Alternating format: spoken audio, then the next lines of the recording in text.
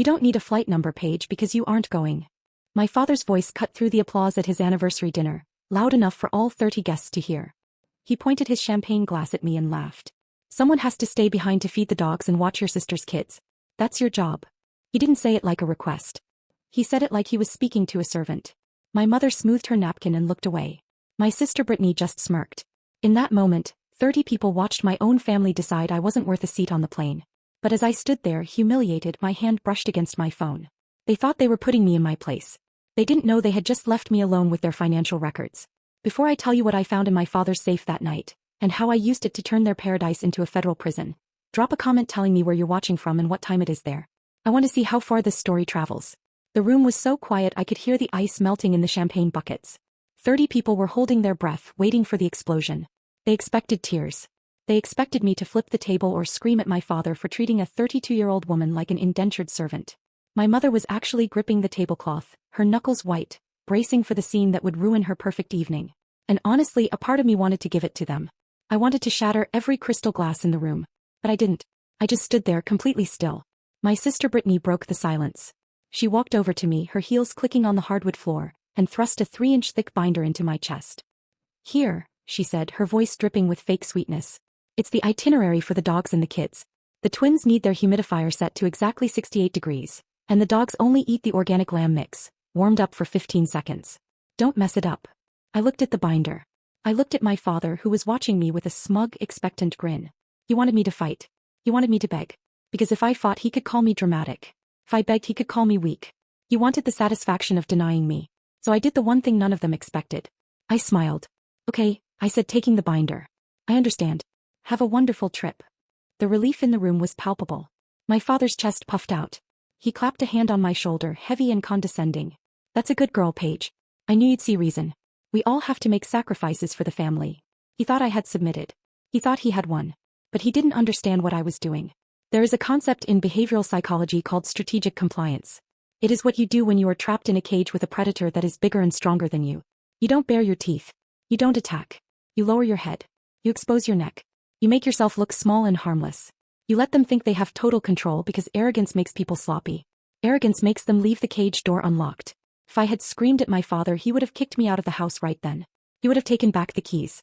He would have hired a security guard to watch the property while they were gone. But by accepting that binder, by accepting the humiliation, I bought myself access. I wasn't agreeing to be his babysitter. I was agreeing to be left alone inside his empire for 7 days without supervision. I held that binder like it was a holy text. I listened as my mother listed off more chores, watering the orchids, collecting the mail, waiting for the pool cleaner. I nodded at every demand. I thanked them for trusting me. And the whole time my heart wasn't racing with fear. It was steady with a cold, electric anticipation. They were leaving me in the house where my father kept his private servers. They were leaving me with the physical files they thought I was too stupid to understand. When the dinner finally ended and the guests filtered out, whispering about how graceful I was about the whole thing, my father gave me one last look. Don't let me down, Paige, he said. I looked him right in the eye. I won't, Dad. I promise I'll do exactly what needs to be done. He didn't see the double meaning. He didn't see the wolf behind the smile. He just saw his free help falling in line. He went to bed thinking he was the king of the world. He had no idea that he had just handed the executioner the axe. Most people in Greenwich looked at me and saw a failure. They saw a 32-year-old woman living in her parents' guest cottage, driving a 10-year-old sedan, and seemingly doing nothing with her life. My mother told her friends I was finding myself. My sister Brittany told her friends I was basically the help. But the truth was buried in an encrypted server in the basement. I wasn't just the family babysitter. For the last 5 years, I have been the shadow CFO of my father's construction empire. My father, Richard, is a man who believes laws are suggestions for poor people. He built his wealth on cut corners, under-the-table labor, and shell companies designed to hide assets from the IRS. But he is terrible at math. 5 years ago the walls started closing in. He didn't hire a high-powered firm to fix it because firms ask questions. Firms have ethics policies. Instead he came to me. He sat me down, poured me a glass of cheap wine, and told me that if I didn't help him organize the books, the family would lose everything. He told me it was my duty. So I became the fixer. While Brittany was posting unboxing videos of designer bags I knew were bought with laundered money, I was up until 4 in the morning, creating paper trails to cover their tracks. I managed the offshore accounts. I cleaned up the financial disasters created by Tyler, Brittany's husband, whose tech startups were just sinkholes for tax-free cash. I lived in a state of constant low-grade terror. My father made me sign documents as the responsible party. He made sure that if the house of cards fell, it would land on me. I did it because I thought I was saving us. I thought I was earning my place at the table. I thought that if I worked hard enough, if I saved them enough times, they would finally respect me. Then came the night that killed the daughter and woke up the auditor. It was 3 years ago. I was in my father's office, shredding documents he didn't want the state inspectors to see, when his email notification pinged. It was a thread between him and Tyler. The subject line was simply, "The Page Problem." I clicked it. My heart hammered against my ribs as I read my father's words. "Don't worry about Paige asking for a salary. She's too scared to leave and too ugly to get married. She's cheaper than a firm and she's our free insurance policy. If the feds ever come knocking, we claim she went rogue. She's the perfect patsy." I didn't cry. I didn't scream. I sat there in the glow of the monitor, feeling a cold, metallic clarity wash over me. They didn't love me. They didn't even like me. I was just a human shield they were fattening up for the slaughter. That was the night the audit began. I didn't quit. I didn't confront them. I went back to work. But I stopped fixing their mistakes. I started documenting them. For 3 years I have been copying every ledger, every incriminating email, every bank transfer. I built a digital archive of their crimes. I smiled at family dinners. I babysat their children. I let them treat me like a doormat because a doormat is the one thing in the house that sees everyone's dirty shoes. They thought I was dependent on them. They didn't realize that I was the only thing standing between them and a federal indictment. And tonight, with the house empty and the flight to paradise departing, I wasn't just going to stand aside. I was going to open the door and let the consequences in. The morning of the departure was a masterclass in chaos. While the sun was still struggling to rise over the manicured lawns of Greenwich, my sister Brittany was screaming about a vintage Hermes scarf. She was tearing apart the guest room, throwing silk and cashmere onto the floor like a tornado in a boutique. Tyler, her husband, was sitting on the edge of the bed wearing sunglasses inside, nursing a hangover that smelled like top-shelf bourbon and bad decisions. "Paige!" Brittany shrieked. "Where is it? I cannot go to Hawaii without the blue one. It matches my bikini." I walked into the room, reached under the pile of discarded clothes she was standing next to, and pulled out the scarf. I handed it to her without a word. She didn't say thank you. She just snatched it and shoved it into her Louis Vuitton carry-on. "Finally," she huffed. "Try to be more organized next time." I went downstairs. The foyer was piled high with luggage. Enough for a year, not a week. My mother was shouting instructions at the private driver about how to handle her hat box. The air smelled of expensive perfume and stress. "Paige, into the study. Now." My father's voice came from the hallway. I followed him into his sanctuary, the heavy oak door clicking shut behind us to drown out the noise of the family. He walked behind his massive desk, opened the top drawer and pulled out a stack of envelopes. They weren't love letters. They were IRS notices. Thick, heavy, and unopened. He tossed them onto the mahogany surface. They slid across and stopped right in front of me. "These came last week," he said, adjusting his cufflinks. "They're flagging some discrepancies in the payroll accounts for Tyler's startup. I need you to make them go away while we're gone." I looked at the envelopes.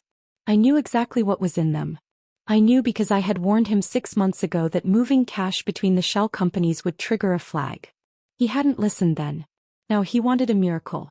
"Dad," I said, keeping my voice neutral. "These look serious. If they're auditing the payroll." "Fix it, Paige," he snapped, his eyes cold. "And remember whose signature is on those returns as the preparer. It's yours. If this ship goes down, you're the captain. I'm just the investor. So I suggest you spend this week being very creative with those ledgers, or you're going to look very bad in an orange jumpsuit." It was a threat. Plain and simple. He was reminding me that he had set me up. He had made me the fall guy years ago, ensuring that if the feds ever came, his hands would be clean and mine would be in cuffs. He reached into his pocket and pulled out a small brass key. The key to the filing cabinet. The one place in the house I was usually forbidden to touch without supervision. "Here," he said. "All the hard copies are in there. Sort it out." He walked past me out of the room. I picked up the key. It felt heavy like a weapon. By 8 o'clock the limo was loaded. My mother was checking her makeup in the compact mirror. Brittany was already posting a selfie captioned, "Paradise Bound." "Oh, one last thing," my father said, turning back from the open limo door. He held out his hand. "Give me your house key." I froze. "Pie key. You're staying here all week," he said with a dismissive wave. "You don't need to come and go. And frankly, with all the stress you've been under, I don't want you losing it." We can't have security risks while we're away. It was a power move. He wanted to lock me in. He wanted to make sure I knew that even when he was 3,000 miles away, he controlled my access to the world. I reached into my pocket and handed him my key. "Good girl," he said. He got into the limo. The door slammed shut with a heavy, final thud. I stood on the driveway and watched the long black car snake down the driveway and disappear through the iron gates. They were laughing. They were drinking champagne. They were heading to paradise, confident that they had left their servant behind to scrub their messes clean. They thought they had trapped me. They didn't realize they had just locked themselves out. I turned around and looked at the empty house. It wasn't a prison anymore. It was a crime scene, and for the first time in 5 years, the detective had the run of the place. I walked inside and locked the door. Then I headed straight for the study. The moment the taillights of the limousine vanished around the bend, the daughter died. The auditor was born. I didn't wave goodbye. I didn't go upstairs to unpack. I turned the lock on the front door, walked straight into my father's study, and inserted the brass key into the filing cabinet. It turned with a satisfying click. My father thought he was leaving me with a punishment. He thought I would spend the next week sweating over payroll discrepancies, trying to save his skin. He forgot the first rule of accounting. The person who cleans the mess knows exactly where the dirt is buried. I sat down at his computer. I didn't need to guess his password. It was Richard 1. Because arrogance is always predictable. I bypassed the decoy files he kept for the state auditors and went straight to the hidden partition. I found it in seconds, the shadow ledger. It was a masterpiece of fraud. 5 years of double booking, ghost employees, and construction materials expensed to projects that didn't exist. And there, right at the top of the recent expenses, was the folder labeled Board Retreat Hawaii. I clicked it open. He had expensed the entire vacation. The first-class flights, the villas, the private chefs as a mandatory business seminar. He was using corporate funds to pay for Brittany's tan. It was tax fraud, plain and simple, and it was the final nail in his coffin. I didn't just read it. Took it all. I plugged in my own encrypted black hard drive. I initiated a mirror copy of the entire system. Every email, every forged invoice, every offshore transfer. The progress bar crawled across the screen, green and steady. While it downloaded, I worked on the physical evidence. I emptied the filing cabinet of the original deeds and the page problem printouts. I packed them into a waterproof banker's bag. When the download chimed complete, I pulled the drive. I wiped the keyboard with a microfiber cloth. I wiped the desk surface. I wiped the door handle. I wasn't just leaving, I was erasing myself. I wanted him to come back to a house that felt like a tomb. I walked into the kitchen. The binder of chores, the dog food schedule, the kids' humidifier instructions, sat on the marble island where Brittany had left it. It looked ridiculous now, an artifact from a life I no longer lived. I took the brass key to the filing cabinet and set it on top of the binder. Then I pulled a yellow sticky note from my pocket and stuck it to the leather cover. I wrote 4 words. Consider this my resignation.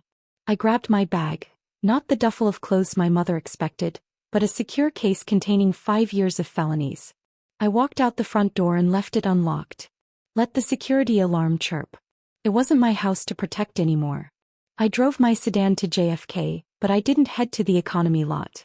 I pulled up to the curb, handed the keys to a valet, and walked into the terminal. I wasn't flying to Hawaii to beg for scraps. I walked up to the first-class counter for the direct flight to San Francisco. The agent looked at my ticket. Heading out for business or pleasure, Ms. Dixon? I looked at the black bag on my shoulder. It contained enough evidence to put 3 people in federal prison for a decade. Business, I said. Strictly business. 2 days later, I was standing in a room that smelled of expensive perfume and old money.